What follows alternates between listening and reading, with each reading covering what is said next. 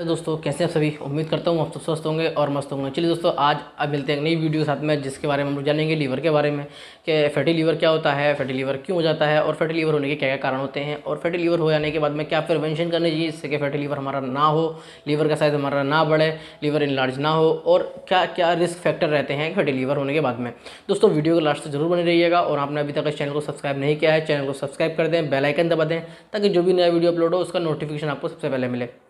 दोस्तों बात कर लेते हैं फैटी लीवर आखिर क्या होता क्या है। दोस्तों फैटी लीवर दो तरह का होता है, एक तो अल्कोहलिक फैटी लीवर होता है और एक नॉन अल्कोहलिक फैटी लीवर होता है। अल्कोहलिक फैटी लीवर में क्या होता है दोस्तों, जो लोग अल्कोहल का बहुत ज़्यादा एक्सेस सेवन करते हैं, बहुत ज़्यादा शराब का सेवन करते हैं, तो उस कंडीशन में क्या होता है, फैट्स जमा होने लगती है लीवर के अंदर, और दोस्तों वो फैटी लीवर की तरफ को ले जाता है। एक नॉन अल्कोहलिक होता है, जो लोग शराब का सेवन नहीं करते हैं, उन लोगों को फैटी लीवर होने के बहुत ज़्यादा चांसेस रहते हैं। अगर नॉर्मली बात करी जाए, हम लोग अगर देखा जाए कि अगर 100 लोगों के अल्ट्रासाउंड अगर आप लोग कराएंगे, तो उनमें से 20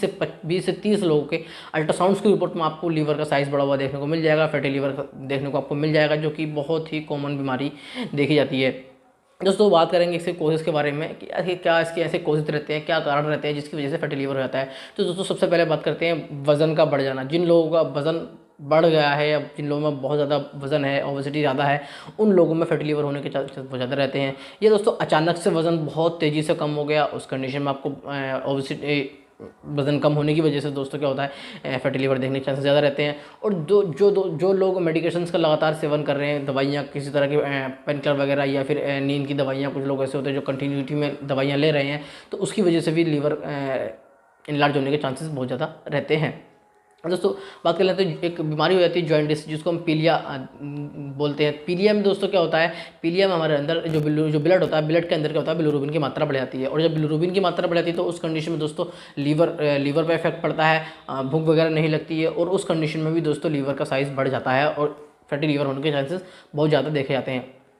अब दोस्तों आखिरी कंडीशन होती है जिसमें क्या देखा जाता है कि जिन लोगों के ब्लड के अंदर चर्बी जमा जाती है। अब ब्लड के अंदर चर्बी जमा कैसे हो जाती है, कैसे पता करेंगे दोस्तों, उसके लिए ब्लड की हम लोग जांच कराते हैं। उस जांच कराने के बाद पता चलते हैं कि ब्लड के अंदर कितनी मात्रा में चर्बी है, ट्राइग्लिसराइड कितना है, ग्लिसराइड कितना है और मोनोग्लिसराइड कितना है, टोटल उसकी जानकारी लेते हैं। जानकारी देखते हैं कि क्या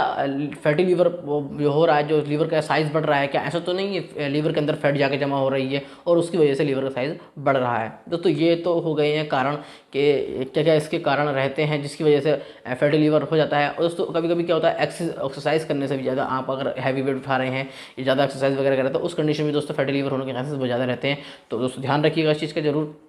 जो मैंने आपको आपको कोजेज़ बताए हैं, इनमें से अगर कोई कोजेज़ आपको लग रहा है, कोई चीज़ आपको है, तो ज़रूर अपने डॉक्टर से जाकर के एक बार ज़रूर मिलें और इसकी जानकारी पूरी लें। और दोस्तों एक बीमारी और होती है जिसमें फैटी लीवर होने के चांसेस बहुत ज़्यादा देखे गए हैं, जिसको हम डायबिटीज़ बोलते हैं, डायबिटीज़ मिलेंटस 2। डायबिटीज़ 2 जिन लोगों को शुगर की बीमारी होती है दोस्तों, उनको भी आपको लीवर का साइज़ बढ़ा हुआ देखने को मिल जाएगा। उस कंडीशन में दोस्तों लीवर का साइज़ बढ़ जाता है जिन लोगों को डायबिटीज़ हो जाती है। दोस्तों ये तो बात हो गई इसके कारण की क्या क्या कॉजेज़ रहते हैं। अब हम लोग बात करते हैं इसके सिम्टम्स की। आखिर कैसे पता करेंगे हम लोग कि हमारा लीवर का साइज़ बढ़ गया है, क्या कैसे पता चलेंगे कि लीवर इनलार्ज हो रहा है या फैटी लीवर हो रहा है। तो दोस्तों देखो बेसिकली क्या होता है, सबसे ज़्यादा लीवर का साइज़ जब बढ़ रहा है तो हम लोगों को धीरे धीरे पता नहीं चलता है। नॉर्मल व्यक्ति रहता है उसको कुछ पता नहीं चल पाता है कि लीवर का साइज़ बढ़ रहा है। दोस्तों जब इसके सिम्टम्स बढ़ने लगते हैं तो सबसे पहले आपको क्या रहेगा, राइट साइड में ऊपर की तरफ एब्डोमेन पेन रहेगा, आपको सुबह सुबह खाली पेट उल्टियाँ होनी शुरू हो जाएगी, आपको जो आपको पेशाब होगा उसका कलर डार्क हो जाएगा, लेट्रिन का कलर काला होने लगेगा, आपको पीलिया वगैरह देखेंगे तो आपका हाथ पर पीले वगैरह पड़ने लगेंगे, जिसको हम पीलिया बोलते हैं, पीलिया के होने चांसेस बहुत ज़्यादा रहते हैं। और दोस्तों जब लीवर का साइज़ बढ़ रहा होता है, जब लीवर का साइज़ बढ़ जाता है तो दोस्तों उस कंडीशन में क्या होता है, भूख लगनी बिल्कुल बंद हो जाती है। सुबह सुबह आप सोकर उठेंगे तो आपको ऐसा लगेगा उल्टी आ रही है, वोमिटिंग हो रही है। ये दोस्तों इसके सिम्टम्स वगैरह रहते हैं, जो कि बहुत ही कॉमन सिम्टम्स है जिस पर आदमी ध्यान नहीं देता है, और इसी की वजह से लीवर का साइज़ बढ़ते जाता है और आगे जाकर के लीवर सिरोसिस या लीवर कैंसर और बहुत सारी बीमारियों में चला जाता है, थर्ड स्टेज में चला जाता है, जो कि बहुत ही बड़ा रिस्की रहता है। अब दोस्तों बात करेंगे इसके डायग्नोसिस के बारे में। आखिर इसको डायग्नोसिस कैसे करा जाता है, इसको कैसे, अगर इसके सिम्टम्स अगर हमें आ रहे हैं तो हम इसके डायग्नोस करने के लिए हमें क्या क्या रिपोर्ट्स करानी पड़ेंगी, कैसे हम पता करेंगे कि हाँ मुझे लीवर का साइज़ बढ़ गया है, मेरा लीवर फैटी लीवर है, कौन सी ग्रेड का है। तो दोस्तों सबसे पहले हम लोग एक अल्ट्रासाउंड की रिपोर्ट्स कराते हैं। होल एब्डोमेन का अल्ट्रासाउंड कराते हैं, उसमें कंडीशन देखते हैं कि लीवर का कितना साइज़ बढ़ गया है। दूसरी चीज़ हम लोग ब्लड की जांच कराते हैं जिसको CBC बोलते हैं, कंप्लीट ब्लड काउंट, जिसमें पता करते हैं कि RBC कितनी है, WBC कितनी है, HB कितना है, कहीं ब्लड तो लॉस नहीं हो रहा है, क्योंकि एपेटाइट जब भूख आपको नहीं लगेगी तो खाना नहीं खाएंगे आप लोग तो ब्लड्स कम होने के चांसेस बहुत ज़्यादा रहते हैं। आयरन की कमी रहती है, क्योंकि जितने भी हम लोग इंग्रेडिएंट्स लेते हैं, जितने भी हम खाना खाते हैं, उसके इंग्रेडिएंट्स के बाद जितने भी बॉडी में इंग्रेडिएंट्स जाते हैं हमारी खाना खाने के बाद, वो सर हमारे लीवर से जाते हैं, और जब हमारा लीवर प्रॉपर तरीके से काम नहीं कर रहा होता है तो उस कंडीशन में बहुत दिक्कत होने के चांसेस हो जाते हैं। दोस्तों तीसरी चीज़, हम लोग अगर लग रहा होता है कि पीलिया हो रहा है तो पीलिया के लिए हम लोग SGPT, SGOT और बिलिरुबिन की जांच कराते हैं कि ब्लड के अंदर कितना SGPT चल रहा है, या फिर पूरी एक कंप्लीट लीवर की जांच होती है जिसको हम LFT बोलते हैं, वो करा के देखते हैं कि अल्कलाइन फास्फेट कितना चल रहा है, इसका सीरम बिलिरुबिन कितना है, SGOPT कितना चल रहा है, SGOT कितना चल रहा है, ये सारी रिपोर्ट्स हम लोग कराते हैं। और उसके बाद में दोस्तों अगर फैट्स की कोई प्रॉब्लम लग रही होती है कि हाँ कहीं ऐसा तो नहीं है इसका फैट्स की वजह से प्रॉब्लम हो रही है, तो दोस्तों उस कंडीशन में फैट्स के लिए हम लोग ब्लड की ही जांच कराते हैं जिसको हम लिपिड प्रोफाइल बोलते हैं। उस कंडीशन में हम लोग जो कोलेस्ट्रॉल होता है, कोलेस्ट्रॉल के लेवल्स को देखते हैं, कौन सा किस लेवल का कोलेस्ट्रॉल बढ़ रहा है, जिसकी वजह से इसका लीवर का साइज़ बढ़ता जा रहा है और इसको प्रॉब्लम शुरू हो रही है। और दोस्तों जिन लोगों को डायबिटीज़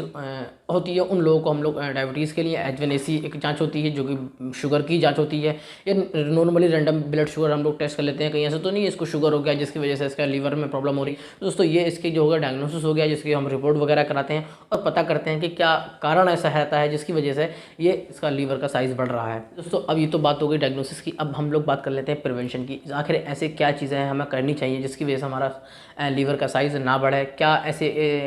वर्कआउट है या क्या हमारा ऐसा खाना पीना रहना चाहिए जिसकी वजह से हमारा लीवर का साइज़ ना बढ़े, लीवर इनलार्ज ना हो। तो दोस्तों सबसे पहले क्या है, आप लोगों को खाने में सैचुरेटेड फैट और ट्रांस फैट बिल्कुल नहीं लेना है, फैट्स की मात्रा बिल्कुल कम कर देनी है, लगातार आपको एक्सरसाइज करनी है, कंटिन्यूटी में पानी पीते रहना है,